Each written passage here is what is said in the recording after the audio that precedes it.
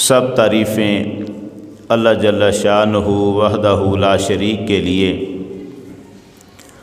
جس نے اپنی قدرت کاملہ سے اس کائنات کو حضور نبی کریم صلی اللہ علیہ وآلہ وسلم کے عرفان کی خاطر پیدا فرمایا۔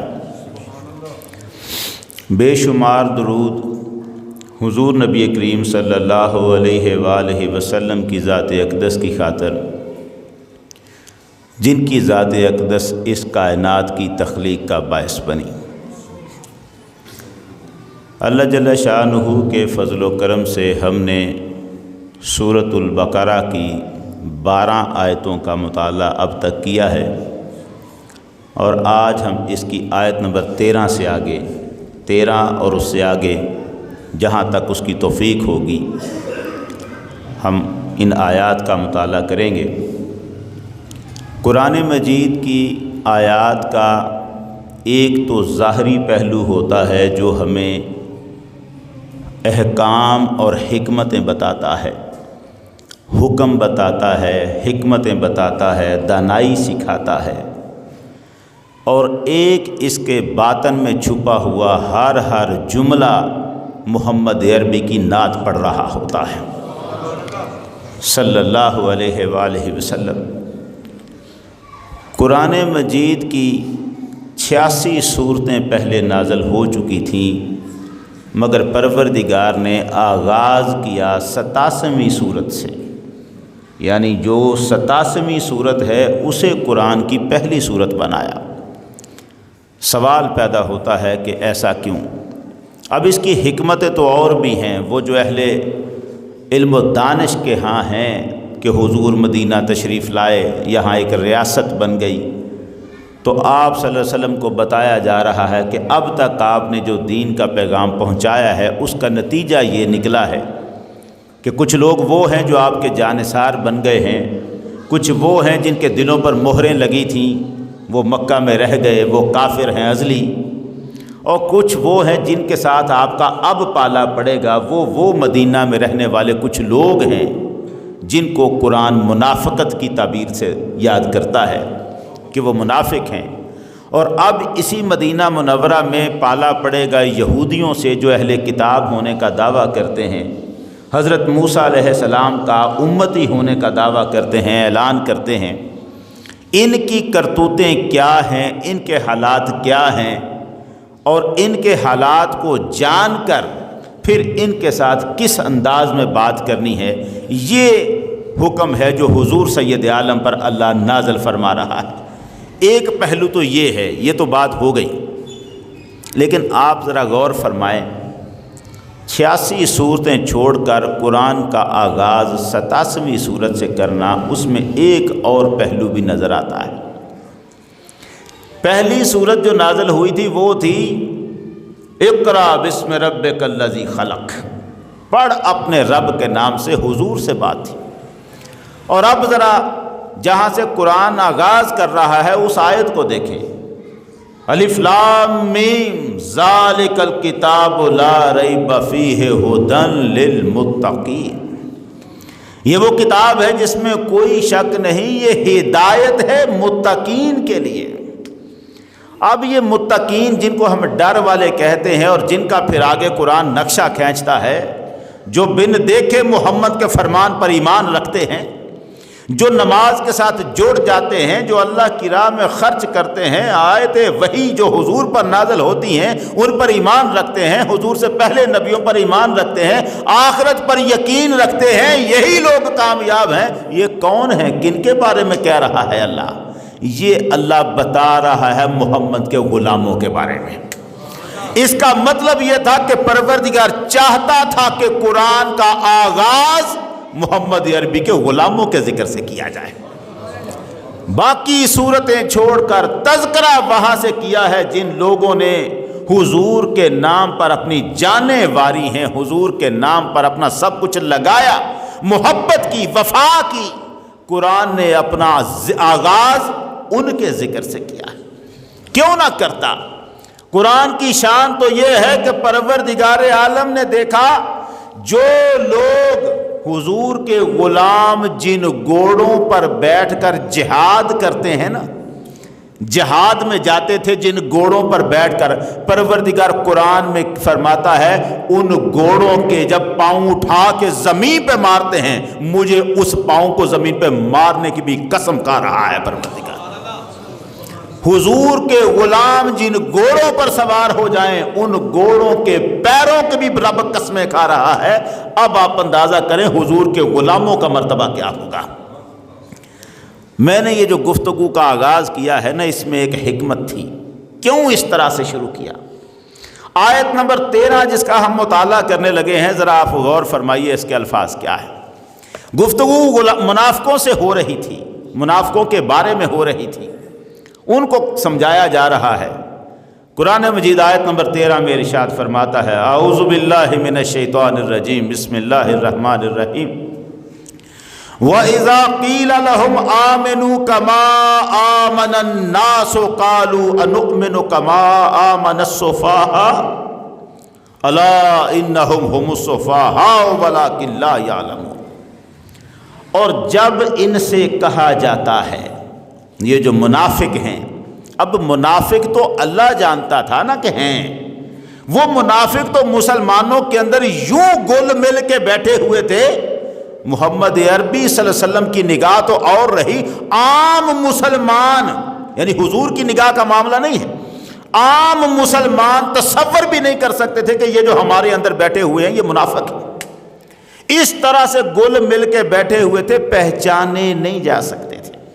انہوں نے وہ ساری علامتیں، حلیہ، شکلیں، شباہتیں، حرکتیں، عبادتیں حضور کے ساتھ صحابہ جیسی اختیار کرنے کی کوشش کی ہوئی تھی، حرکتیں، صفات، بظاہر صحابہ جیسے، لیکن تھے منافق۔ پروردگار اب کیا فرماتا ہے، اس جملے پہ غور کرنا، وَإِذَا قِيلَ لَهُمْ، جب ان سے کہا جاتا ہے، کیا کہا جاتا ہے، آمنوا كما آمن الناس، اس طرح ایمان لاؤ جیسے دوسرے لوگ ایمان لائے ہیں۔ یہ لفظ بڑے ہیں، ان پہ غور کرنا، ایسے ہی نہیں ہے یہ معاملہ۔ جب ان سے کہا جاتا ہے اس طرح ایمان لاؤ جیسے دوسرے لوگ ایمان لائے ہیں، تو یہ کہتے ہیں کیا ہم بے وقوفوں کی طرح ایمان لائیں؟ آپ ان کا جواب دیکھیں آگے سے، قالوا انؤمن كما آمن السفهاء، وہ کہتے ہیں کیا ہم بے وقوفوں کی طرح ایمان لائیں؟ رب کہتا ہے الا انہم هم السفهاء، جان لو، خبردار ہو جاؤ، یہی ہیں جو خود بے وقوف ہیں، ولکن لا یعلمون، مگر ان کو علم نہیں ہے کہ کتنے بڑے بے وقوف ہیں۔ اب ذرا یہ جو جملہ ہے آمنوا کما آمن الناس، ایمان لاؤ جیسے دوسرے لوگ ایمان لائے ہیں۔ نماز وہ ویسے ہی پڑھ رہے تھے جیسے دوسرے لوگ پڑھ رہے تھے، روزے وہ ویسے ہی رکھ رہے تھے جیسے دوسرے لوگ رکھ رہے تھے، حلیہ انہوں نے ویسے ہی بنایا ہوا تھا جیسے دوسرے لوگوں کا تھا، لیکن ایمان ویسا نہیں تھا جیسے دوسرے لوگوں کا تھا۔ یہ کون ہیں دوسرے لوگ جن کے بارے میں رب کہتا ہے کہ ان دوسرے لوگوں کی طرح ایمان لاؤ؟ ان کے ایمان میں کمی تھی، انہیں کہا جا رہا تھا ویسے ایمان لاؤ جیسے دوسرے لوگ ایمان لائے ہیں۔ یہ جو دوسرے لوگ ہیں نا، ان میں کوئی ابو بکر تھا، کوئی عمر تھا، کوئی عثمان تھا، کوئی علی تھا۔ ان منافقوں کو کہا جا رہا تھا ہمیں وہ ایمان قبول نہیں جو تم نے سمجھ رکھا ہے، ہمیں ایمان وہ قبول ہے جس میں ابو بکر کی جھلک نظر آ رہی ہو، ہمیں ایمان وہ پسند ہے جس میں علی کا سوز نظر آ رہا ہو، وہ ایمان جو صحابہ جیسا ہو، جو حضور کے غلاموں جیسا ہو، اللہ کو وہ پسند ہے، وہ قبول ہے۔ صرف اللہ کو ماننا، آخرت کو ماننا یہ نہیں ہمیں چاہیے، ہمیں اس طرح کا ایمان چاہیے جیسے حضور کے غلام لائے۔ اللہ نے ایمان کا معیار کیا رکھا ہے، میں جہاں آپ کو لانا چاہتا ہوں، پروردگار نے ایمان کا معیار آیات قرآنی کو نہیں رکھا، ایمان کا معیار محمد عربی کے فرمان کو نہیں رکھا۔ یہ نہیں کہ اس طرح ایمان لاؤ جیسے محمد کہتے ہیں، منشا تو یہی، ایمان تو ویسے ہی لانا ہے جیسے حضور چاہتے ہیں، حضور فرماتے ہیں، مگر اللہ فرما کیا رہا ہے؟ ایمان کے لیے طریقہ کیا ہے؟ دیکھو کہ ابو بکر کس طرح ایمان رکھتا ہے، دیکھو کہ علی کس طرح ایمان رکھتا ہے، دیکھو کہ عمر کس طرح ایمان رکھتا ہے۔ جیسے یہ ایمان رکھتے ہیں اگر کوئی ویسے رکھے گا تو مقبول ہے، اگر ایمان ان کے جیسا نہیں ہے تو رب کو وہ ایمان پسند ہی نہیں۔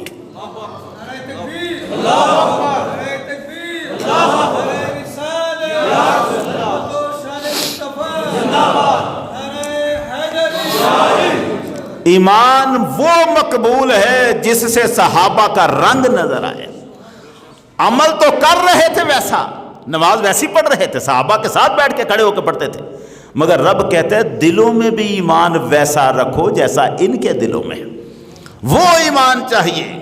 اسی لیے تو اقبال کہتا ہے نا، تڑپنے پھڑکنے کی توفیق دے، دلے مرتضیٰ سوزے صدیق دے، مولا مجھے وہ دل دے جس میں علی کا رنگ نظر آئے، اس دل میں وہ سوز ہو جو ابو بکر کے سینے میں پایا جاتا تھا۔ ایمان کا معیار اللہ نے صحابہ کو بنایا ہے، ایمان کا معیار صحابہ ہیں، یہ میں بتانا چاہتا ہوں، عرض کرنا چاہتا ہوں۔ اللہ نے حضور کے غلاموں کو ایمان کا معیار قرار دیا ہے، یہاں پر ویسا ایمان چاہیے جیسا ابو بکر کا ہے۔ آپ اب جملے سن رہے ہیں، ویسا ایمان چاہیے۔ اب آج کے زمانے کا بندہ اٹھ کے کہتا ہے ابو بکر تو مومن ہی نہیں تھا۔ ہاں، آپ کہاں جا رہے ہیں؟ زمانہ بڑی دور آ گیا ہے، اور زمانہ اس انداز سے چل پڑا ہے کہ وہ پیچھے رہ گئے جن کی ہم باتیں کیا کرتے تھے، اب تو ہمارے اپنے پھنس رہے ہیں اس فتنے میں۔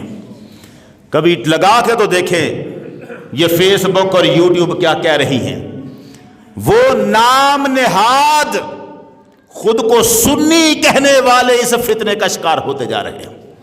علماء اہل سنت کے بن کے بیٹھے ہوئے ہیں، علماء بن کے بیٹھے ہوئے ہیں، اور ابو بکر کے ایمان پر آج نکتے اٹھا رہے ہیں۔ اور قرآن تو ایمان منافقوں کو بھی بتا رہا تھا ویسا پسند کروں گا جیسا ابو بکر و عمر و علی کا ہے۔ یہ کیسے طریقہ بنا لیا کہ ابو بکر ہی ایمان والا نہیں تھا؟ انداز دیکھیں، قرآن نے صحابہ، اور یہ طریقہ یہی ہے، اللہ نے معیار ایمان کا اور صراط مستقیم کا رکھا ہی اپنے بندوں کو ہے۔ سورہ فاتحہ میں کیا فرمایا؟ اہدنا الصراط المستقیم، پروردگارہ ہمیں سیدھے راستے کی ہدایت عطا فرما۔ وہ سیدھا راستہ کون سا ہے؟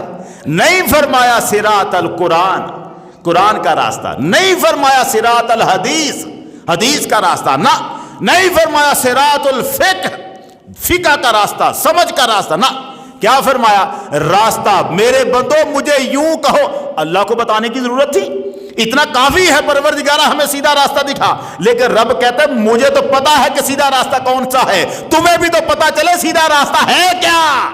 اب یوں کہو صراط الذین انعمت علیہم، مولا مجھے ان لوگوں کا راستہ دکھا جن پر تیرا انعام ہوا ہے۔ قرآن کے راستے کا بھی پتا چلے گا ان لوگوں کو دیکھ کر، حدیث کے راستے کا بھی پتا چلے گا انعام والوں کو دیکھ کر۔ اگر وہ سامنے نہیں ہے تو پھر تم کس راستے پہ چل رہے ہو؟ تم کہو میں قرآن پہ عمل کر رہا ہوں، حدیث پہ عمل کر رہا ہوں، یہ تمہارا کہنا ہے، بتا جس طرح کا عمل تو کر رہا ہے ایسا عمل کرنے والے انعام والے بھی ہیں، وہ جو اولیاء ہیں اللہ کے، وہ جو صالحین ہیں اللہ کے، وہ بھی ہیں۔ صحابہ جیسا ایمان رکھنا ہوگا۔ اب وہ کیا ایمان ہے صحابہ جیسا، ذرا وہ بھی دیکھیں۔ ان کو کیا تکلیف تھی؟ کہہ سکتے تھے نا، یہ منافق کہہ سکتے تھے ہاں ہم ان جیسا ہی رکھتے ہیں، لیکن کیا کہا ہے انہوں نے؟ صحابہ کے سامنے نہیں کہا، کہا اپنی مجلسوں میں۔ دیکھو یار ہمیں کہا جاتا ہے ان جیسا ایمان رکھو، وہاں اپنی مجلسوں میں چار بندے بیٹھتے اور کہتے ہیں انؤمن کما آمن السفہاء، دیکھو ہم ان بے وقوفوں کی طرح ایمان لائیں۔ کن کو کہہ رہے ہیں بے وقوف؟ ہائے ہائے ہائے، یہ جملے سننے والے ہیں، ابو بکر و عمر و عثمان و علی کے بارے میں ہیں یہ جملے، ان کے بارے ان بے وقوفوں کی طرح ایمان لائے۔ ان کو بے وقوف کیوں کہا ہے؟ صحابہ کے بارے میں منافق اگر یہ کہتے ہیں کہ یہ بے وقوف ہیں، اور ان کی بے وقوفی کیا ہے؟ ان کی بے وقوفی جن کو وہ کہہ رہے ہیں وہ بے وقوفی نہیں، مسئلہ یہ ہے یہ اپنی عقل محمد کے قدموں پہ وار چکے ہوئے، انہوں نے ہر فیصلہ اس بات پہ چھوڑا ہوا ہے جو محمد عربی کہیں گے بس وہی کرنا ہے۔ انہوں نے اپنا تن من دن جان سب محمد کے نام پہ وار رکھی ہے۔ یہ چھوٹا سا مرحلہ نہیں ہے، حضور کا ساتھی بننا اس زمانے میں بڑا مشکل کام ہے۔ آج یہ کہنا آسان ہے، حلیمہ مینوں نال رکھ لے، صاف کرانگی میں بکریاں دا واڑا، حلیمہ مینوں نال رکھ لے، آج یہ کہنا آسان ہے، اس زمانے میں محمد کا ساتھ دینا بڑا مشکل کام تھا۔ اس زمانے میں حضور کے ساتھ کھڑا ہونا بڑا مار کا تھا۔ ایک مرتبہ جس کی زبان سے محمد کا نام نکلتا تھا عرب اس کا دشمن بن کے کھڑا ہو جاتا تھا۔ مقابلے میں ابو بکر کوئی چھوٹی سی عزت والا بندہ نہیں تھا، چھوٹی سی عزت والا۔ مکہ کے لوگ عبد المطلب کے گھرانے کے بعد اگر سب سے زیادہ کسی کی عزت کرتے تھے تو ابو بکر صدیق تھا۔ کافر تک یہ کبھی ان کے بت قدے میں نہیں گئے، کبھی کسی بت کو سجدہ ابو بکر نے نہیں کیا، مگر کافروں نے پھر بھی ان کی عزت میں کمی نہیں کی، عزت کرتے رہے۔ مگر وہ دن جب ابو بکر نے محمد عربی کا کلمہ پڑھا ہے، آج سے کافروں کے نزدیک ابو بکر کی ساری عزت ختم۔ عزت دار تھے ابو بکر، مگر اب کیا ہوا ہے؟ 38 یا 39 بندوں نے اسلام قبول کیا۔ سید عالم صلی اللہ علیہ وسلم تبلیغ فرمایا کرتے تھے، ابو بکر صدیق کے دل میں جوش آیا، کہنے لگے حضور ہم ایسے بات کرتے ہیں، لوگوں کو ایک ایک کر کے سمجھاتے ہیں، دل کرتا ہے کھلے عام جا کے لوگوں کو اعلان کیا جائے کہ محمد کا دین ہی سچ ہے، باقی سب جھوٹ ہے۔ میں اعلان کرنا چاہتا ہوں۔ حضور نے فرمایا ابو بکر انا قلیل، ابھی ہم تھوڑے ہیں۔ عرض کی حضور نے میرا دل کرتا ہے، وہ تو عمر فاروق کا زمانہ تھا نا معاملہ، جو لے کے گئے تھے، آؤ کسی نے اپنی بیوی کو بیوہ بنانا ہے تو آؤ، میں لگا ہوں نماز پڑھنے، آؤ مجھے کوئی روکو، وہ عمر کا تھا۔ اس سے پہلے ابو بکر نے بھی یہ معاملہ کیا تھا، مگر ابو بکر تلوار لے کے نہیں گئے تھے، وہ عمر کا معاملہ تھا، ان کی شان تھی، وہ دیکھ چکے تھے یہ منظر۔ ابو بکر صدیق نے کہا حضور میں اعلان کرنا چاہتا ہوں، ہم کھل کے مجمع میں کہیں گے یہ بت جھوٹے ہیں، نہ یہ خدا نہیں ہے، اللہ ہی سچا معبود ہے، میں اعلان کرنا چاہتا ہوں۔ جب ابو بکر صدیق کی خواہش میں زور دیکھا تو سرور عالم صلی اللہ علیہ وسلم مان گئے، فرمایا چلو۔ اب ابو بکر صدیق ساتھ ہیں، حضور ساتھ ہیں، صحابہ جو تھوڑے سے تھے وہ ساتھ ہیں۔ مکہ خانہ کعبہ کے صحن میں جا کے وہ کھڑے ہو گئے، ابو بکر صدیق سامنے کھڑے ہوئے، تقریر شروع کر دی۔ پہلا خطاب حضور کے بعد جو پہلی تقریر اسلام کی ہے وہ ابو بکر صدیق نے کی۔ پہلی تقریر جو کی ہے اسلام کی، پہلی تقریر محمد عربی کے بعد جس بندے نے کی ہے وہ ابو بکر صدیق ہیں۔ ابو بکر صدیق کھڑے ہو گئے، تقریر کر رہے ہیں، آپ کی تقریر چل رہی ہے اور مکے کے کافروں کو تپ چڑھ رہی ہے۔ ہوتے ہوتے شور مچ گیا، کافر اکٹھے ہو کے آ گئے، عتبہ بن ربیعہ دوسرے لوگوں کو لے کے دوڑ کے آ گئے، اکٹھے ہو کے آ گئے۔ اچانک ایسا دھاوا بولا، وہ جو تقریر سننے کے لیے کھڑے تھے ان کو بھی مارنا شروع کر دیا۔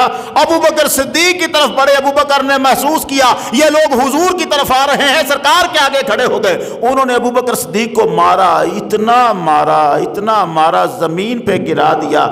عتبہ بن ربیعہ ابو بکر صدیق کے پیٹ پر چڑھا اور ناچنا شروع کیا، پیٹ پر ابو بکر صدیق کے اوپر، اور پھر وہ جملے کہے نہیں جاتے، پڑھے نہیں جاتے۔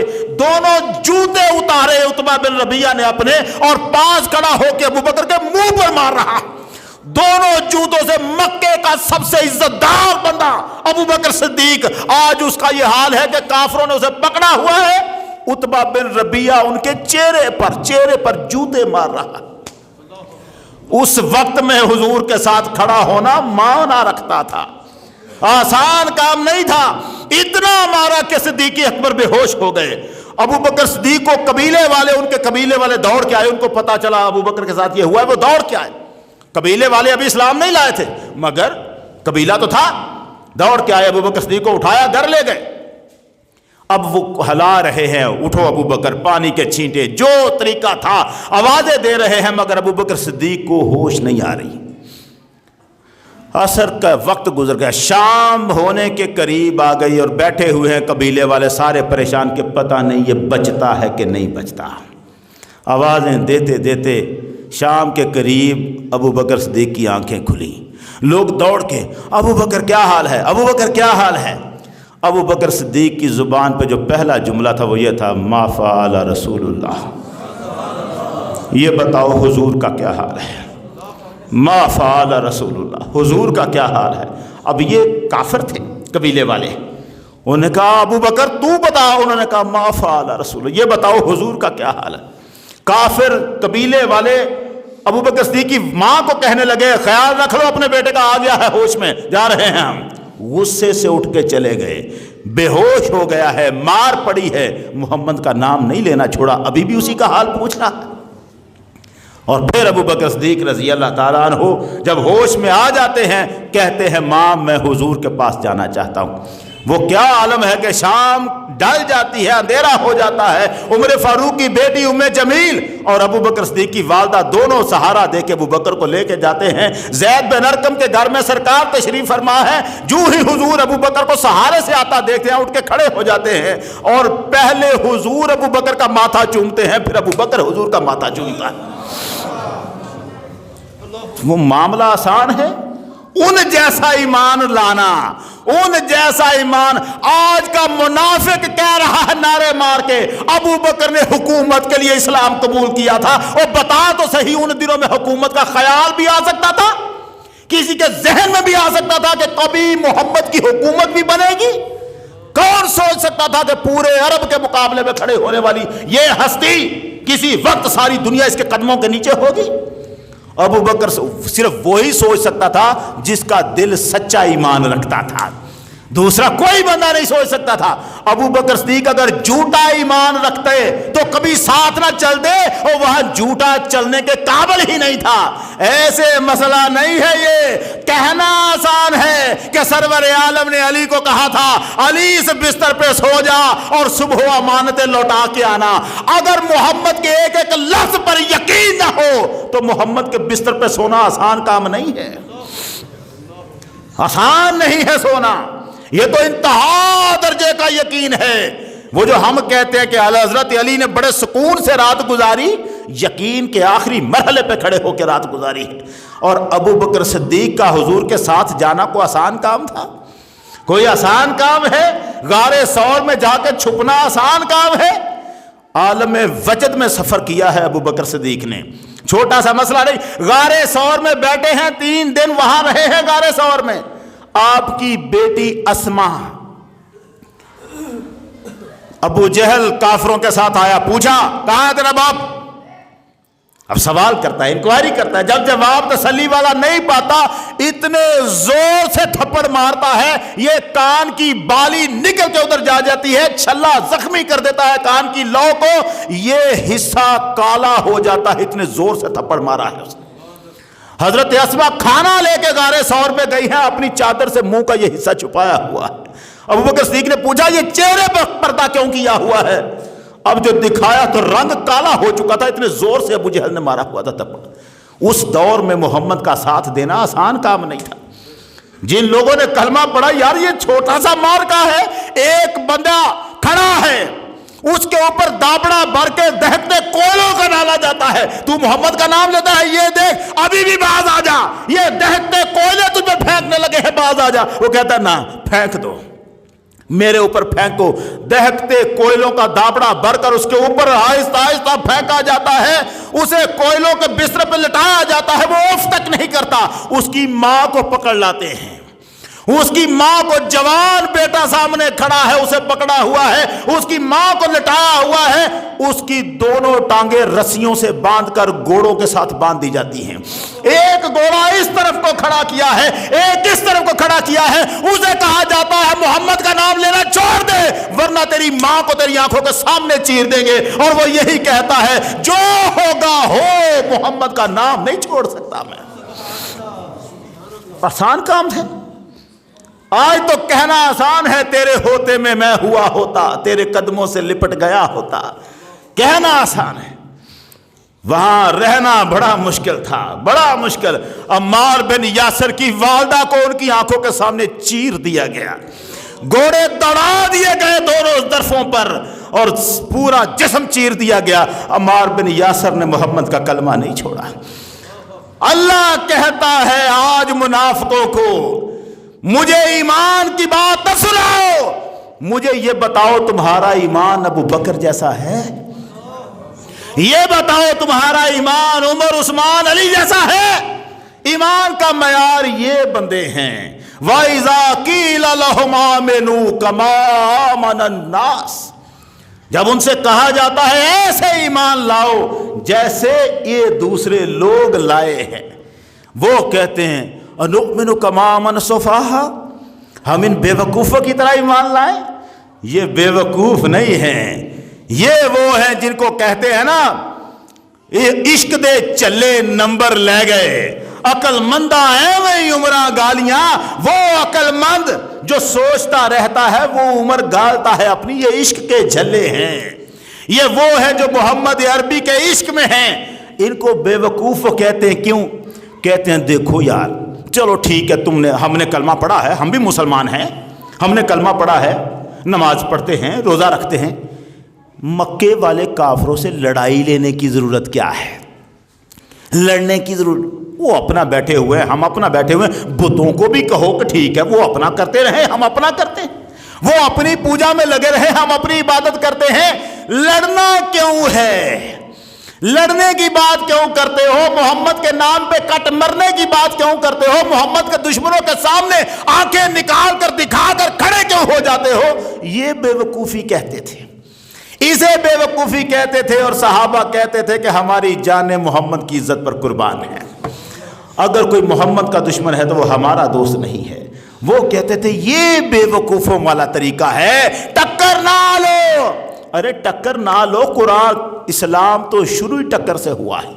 لا الہ الا اللہ، اللہ بعد میں ہے، پہلے ہر جھوٹا معبود اس کی نفی کی جائے گی، کوئی عبادت کے لائق نہیں ہے، کوئی نہیں، ہر جھوٹے کی پہلے نفی کی جائے گی، کوئی بت، کوئی سورج چاند، کوئی عبادت کے لائق نہیں مگر اللہ، عبادت کے لائق اللہ ہے، یہ بات بعد میں کہو، پہلے ہر جھوٹے کی نفی کرنی ہوگی، کفر کو پہلے چھوڑنا ہوگا، اسلام پھر آتا ہے، اندر کفر رکھ کر اسلام نہیں آتا۔ قرآن کہتا ہے، وہ کہتے ہیں ان بے وقوفوں کی طرح ہمیں مان لے آئے، یہ بے وقوف نہیں تھے، وہ مصلحت ہوتی ہے جی، ہم تعداد میں تھوڑے ہیں، ہمیں کافروں کے خلاف بات نہیں کرنی چاہیے۔ علامہ اقبال کہتا ہے یہ جو مصلحتیں ہیں نا پختہ ہوتی ہے اگر مصلحت اندیش ہو عقل، عشق ہو مصلحت اندیش تو ہے خام ابھی۔ وہ کہتے ہیں اگر یہ مصلحتیں سوچے نا، عقل تو اس کا بڑا کمال ہے، عقل تب ہی کامل ہوتی ہے جب ہم مصلحتوں کے بارے میں سوچیں، لیکن اگر عشق مصلحتوں کے بارے میں سوچے تو سمجھو عشق ابھی کچا ہے، عشق پکا نہیں ہے۔ قرآن کہتا ہے، اب اگلا جملہ سننا قرآن کا، انہوں نے تو یہ کہا ہم ان بے وقوفوں کی طرح ایمان لائے، کن کو بے وقوف کہا؟ حضور کے صحابہ کو۔ قرآن کیا کہتا ہے؟ الا انہم هم السفہاء، لوگوں جان لو، خبردار، یہی لوگ یہ بے وقوف ہیں، یہ جو کہتے ہیں نا محمد کے غلاموں کو بے وقوف، یہ خود بے وقوف ہیں۔ الا انہم هم السفہاء۔ میں یہاں سے قرض کروں، قرآن کے منشا کیا ہے؟ اعتراض کس پر کیا ہے منافقوں نے؟ حضور کے صحابہ پر۔ صحابہ جواب نہیں دے رہے، عرش کا رب جواب دے رہا ہے۔ انہوں نے صحابہ کو بے وقوف کہا، جواب رب دیتا ہے، بے وقوف یہ نہیں تم بے وقوف ہو۔ اس کا مطلب ہے اگر کوئی صحابہ کی طرف بونکے نا، اس کا جواب دینا اللہ کی سنت بن جاتا ہے۔ صحابہ کے خلاف اگر کوئی بات کرتا ہے، اس کا جواب دینا یہ اللہ کی سنت ہے۔ بلکہ میں تو اس سے آگے کا ایک جملہ عرض کرنا چاہتا ہوں، اور یہ میں عرض اس لیے تو قرآن کی آیتیں، ہمارا موضوع ایسا آ گیا کہ وہاں ابو بکر صدیق کا تذکرہ بھی آ گیا۔ جس دور میں ہم پھنس گئے ہیں بڑی مصیبت ہے۔ پرسوں سن رہا تھا میں ایک بونکنے والے کو، سن رہا تھا، جو کہہ رہا تھا عمر کے بارے میں کہتے ہیں جنت میں جائے گا، کیسے جنت میں جا سکتا ہے جو فاطمہ کے گھر کو جلانے آیا تھا؟ عمر نے فاطمہ کے گھر کو آگ لگائی تھی، وہ کیسے جنت میں جا سکتا ہے؟ میں اللہ کی قسم کھا کے کہتا ہوں، ممبر پہ بیٹھا کہتا ہوں، ان کا بڑے سے بڑا عالم آ جائے، میں کسی عالم کو نہیں کہتا، چھوٹا سا فقیر ہوں، آئے اور میرے سامنے کتابیں رکھ کے ثابت کرے کہ عمر نے فاطمہ کے گھر کو آگ لگائی تھی، پوری دنیا کے علماء کو چیلنج کر دیتا ہوں جو ان کے ہیں عالم، آ جائیں۔ ہم نے مناظرے چھوڑ رکھے ہیں، مگر میں کہتا ہوں صحابہ کی عظمت کی خاطر کوئی آئے، کوئی حدیث میرے سامنے رکھو کہ یہ حدیث ہے اور یہ صحابہ کی عظمت کے خلاف ہے، اللہ کی قسم اگر صحیح ثابت وہ کر دے ممبر پہ آنا چھوڑ دوں گا۔ کوئی رسول کریم کا فرمان صحابہ کی عظمت کے خلاف نہیں ہے، بنائے ہوئے فرمان ہے انہوں نے، کتابوں میں، یہ کتاب میں لکھا ہے، یہ بخاری میں، یہ مسلم میں، یہ ترمذی، کتاب جو بھی ہو، صحابی کی عظمت کے خلاف حدیثیں بنائی گئی، ڈالی ہوئی ہیں انہوں نے کتابوں میں۔ ہم اللہ کے فضل و کرم سے ان کو نکار کے نکھار کے باہر رکھیں گے۔ یہ دیکھو ان میں راوی تمہارے ہیں، راوی شیعہ ہیں بیٹھے ہوئے، جہاں جہاں کوئی صحابی کے خلاف بات ہے راوی شیعہ بیٹھا ہوا ہے، کوئی ایماندار بندہ صحابہ کی عظمت کے خلاف بات کر ہی نہیں سکتا، ہے ہی نہیں، اور یہ باتیں کر رہے ہوتے ہیں۔ میں عرض کرتا ہوں میاں محمد بخش رحمت اللہ علیہ کھڑی شریف والے، ان کی سیف الملوک ہم ہر جگہ سنتے ہیں، کوئی ختم شریف ہو، باپ کا ہو، ماں کا ہو، بھائیوں کا ہو، نعت خان نعت پڑھے گا، آخر میں اس نے میاں صاحب کا کلام پڑھنا ہے، جب وہ دیکھتا ہے نعت پر کوئی پیسہ نہیں پھینکتا، آخری سہارا پھر میاں صاحب کا بن جاتا ہے۔ چلو میاں صاحب، کیونکہ اس کو پتا ہے میاں صاحب کا کلام سناؤں گا تو پیسے چار آ جائیں گے۔ یہ جو میاں صاحب کا کلام ہے، صرف یہی ایک کتاب ہے سیف الملوک؟ ہم جانتے ہی نہیں کہ میاں محمد بخش کون ہے، ہمیں پتہ ہی نہیں۔ اس بندے نے کتاب لکھی ہدایت المسلمین، جو اہل سنت کے عقیدوں والی کتاب تھی۔ سیف الملوک کہانی نہیں، عقیدوں پر مشتمل کتاب۔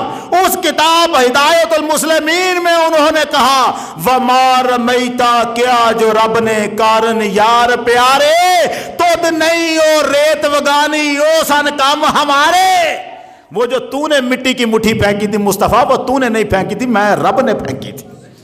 وہ کہتے ہیں نبی ولی وچ فائل مولا رمیو رمز پشانو، سمجھو تیر اس تیر اندازو نہیں کمانو جانو۔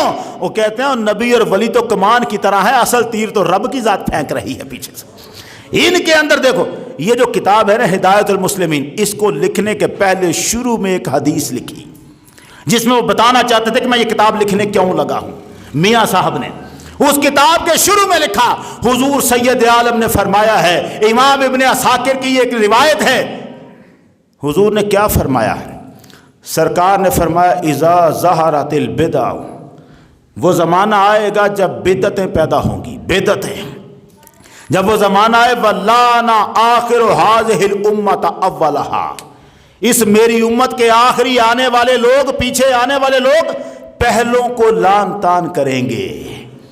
حدیث کے الفاظ دیکھیں، بعد میں آنے والے لوگ پہلوں کو لان تان کریں گے۔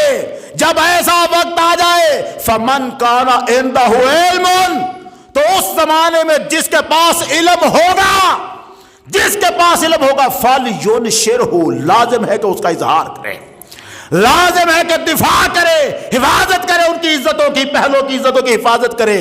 فَإِنْ كَاتَمَ، اگر اس دن وہ چھپا لیتا ہے، ان کاتم العلم یومئذ، اس دن اگر اپنے علم کو چھپا کے بیٹھ جاتا ہے اور محمد کے غلاموں کی عزتوں کی حفاظت نہیں کرتا، کاتم ما انزل اللہ علی محمد، تو ایسے ہی ہے جیسے اس نے محمد پر نازل ہونے والا دین ہی چھپا دیا۔ ہر ایک پر لازم ہے اصحاب محمد کی عزتوں کا دفاع کرنا، اور صرف دفاع تو چلو ہوا نا، یہ اس حدیث میں دو باتیں آئیں، جب بدعتیں ظاہر ہوں، ایک ہے آخری لوگ پہلوں پر تان کریں گے، ایک ہے بدعتیں ظاہر ہوں گی۔ پرسوں ایک جنازہ اٹھا ہے اور اس جنازے کے آگے آگے پیانو بج رہا ہے، گٹار بج رہا ہے، میوزک والے بانسریاں بج رہی ہیں، جیسے شادیوں میں وہ موسیقی والے آ جاتے ہیں نا باجے والے، ایسے ہی باجا بجایا جا رہا ہے اور باجے میں سریں بنائی جا رہی ہیں نعت کی۔ شاہ مدینہ یثرب کے والی، سارے نبی تیرے گھر کے سوالی، یہ نعت پڑھی نہیں جا رہی، یہ نعت بجائی جا رہی ہے باجے کے اندر سروں کے ساتھ کر کے، وہ باجوں کے ساتھ۔ پیچھے جنازہ ہے، اس کے آگے آگے جب یہ بنا رہے ہیں اپنا باجا بجا کے جا رہے ہیں، آگے مووی کیمرے والے مووی بناتے جا رہے ہیں۔ اور یہ کیا ہو رہا ہے؟ یہ ہے دین محمد میں بدعت ایجاد کرنے والا کام۔ جس کا جو چیز چاہتا ہے وہ اٹھ کے کرنا شروع کر دیتا ہے، کوئی پوچھنے والا نہیں، فیشن بن جاتا ہے، رواج بن جاتا ہے۔ جیسے آج ہم نے 100 قسم کے رواج بنائے ہوئے ہیں، ہماری شادیاں مسلمانوں والی نہیں رہی، مرنا جینا مسلمانوں والا نہیں رہا، صرف ان لوگوں کی وجہ سے جنہوں نے یہ غیر قانونی طریقے خود سے ایجاد کر کر کے لوگوں کو تنگ کر دیا، مجبور کر دیا۔ اب اگر اس کو کوئی روکے گا نہیں، کل کو یہ کام عام ہو جائے گا، لوگ بجائیں گے باجا، چلو ٹھیک ہے چل رہا ہے۔ بدعتیں ایجاد ہو رہی ہیں، یہ بدعتیں ایجاد ہونے والا کام ایک طرف سے پہلوں پر تانا مارنے والا کام۔ آج کے زمانے میں لوگوں نے دیکھا یہ سارے لوگ رستے سے ہٹتے کیوں نہیں؟ کیوں؟ اس لیے کہ ان کے ہاتھوں میں کسی نہ کسی ولی کا دامن ہے۔ چلو پہلا حملہ ولیوں پر کرو۔ اب ولیوں کی مخالفت شروع ہو گئی۔ ایک خبیث بیٹا ہے مرزا محمد علی، اب اللہ فضل کرے گا مجھ پر، مجھے تھوڑا سا وقت مل جائے، میں نے محاذ قائم کرنا ہے اس کے خلاف، اور میں علمی طریقے سے اس کو رد کروں گا ایسا کہ دنیا یاد کرے گی کیا کر رہا ہے وہ بندہ۔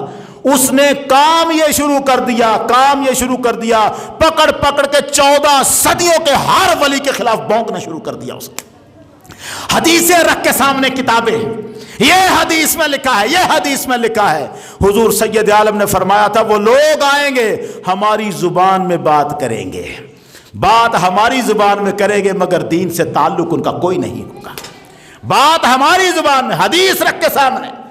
یار یہ حدیثوں کا معاملہ ایسے ہی ہمارے علماء نے نہیں کہا کہ عالموں سے سن کر سیکھ کر پڑھو حدیثوں کو، ہر بندہ اٹھ کے، ورنہ میں عرض کرتا ہوں بخاری مسلم تک کی جو کتابیں ہیں ان میں بھی ملاوٹیں ہوئی ہیں، ملاوٹیں۔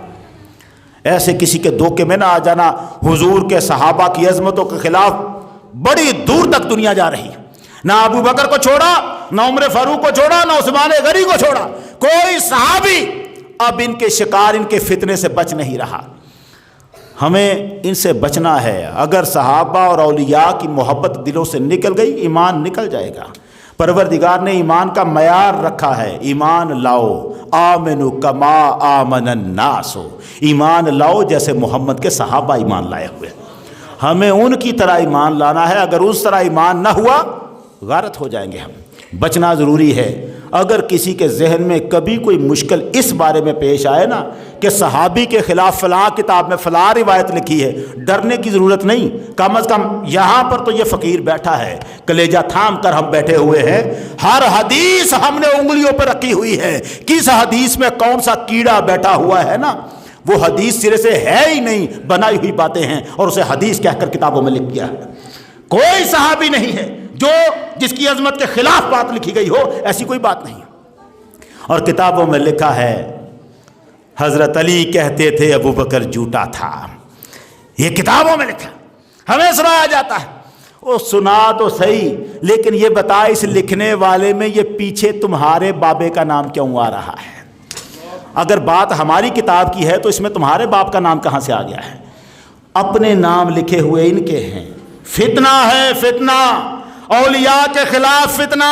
داتا علی حجویری کی عظمتوں کو اچھالا جا رہا ہے، معین الدین اجمیری کی عظمتوں کو اچھالا جا رہا ہے اور سمجھایا جا رہا ہے لوگوں یہ ہے اصل دین، یہ ہم دین پیش کر رہے ہیں۔ کرامت کچھ نہیں ہوتی، کیونکہ ہمیں نہیں آتی تو کسی کی بھی نہیں مانتے۔ خواب میں رسول اللہ کی زیارت نہیں ہوتی، کیونکہ ہمیں نہیں ہوتی تو کسی کی بھی نہیں مانتے۔ لوگ سمجھ جائیں بس یہی سچا دین ہے۔ دین کا حلیہ بگڑ رہا ہے۔ اگر آپ نہ سمجھے، ہم نہ سمجھے اور ہم کٹھے نہ ہوئے، کھڑے نہ ہوئے تو ان فتنہ پرور لوگوں کی آوازیں بلند ہوتی جائیں گی، ہماری نئی نسلیں برباد ہوتی چلے جائیں گی۔ اللہ تعالی ہمیں ان فتنہ پرور لوگوں کے شر سے محفوظ فرمائے۔ وآخر دعوانا الحمدللہ رب العالمین۔